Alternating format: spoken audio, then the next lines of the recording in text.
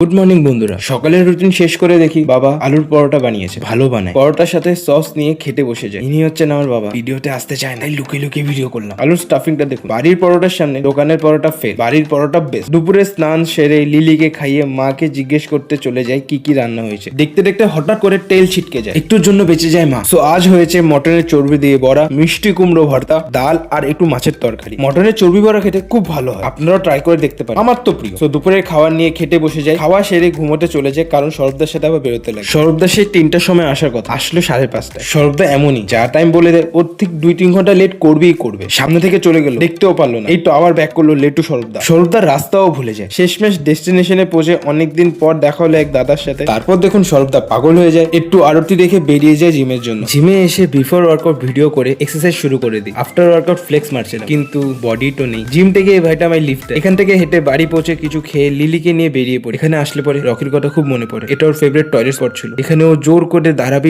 রোজ এই জায়গায় আসলে ওর কথা খুব মনে পড়ে। আজকের মতো ব্লগ এখানেই শেষ। ভালো লাগলে সাপোর্ট করবেন, সাবস্ক্রাইব করবেন।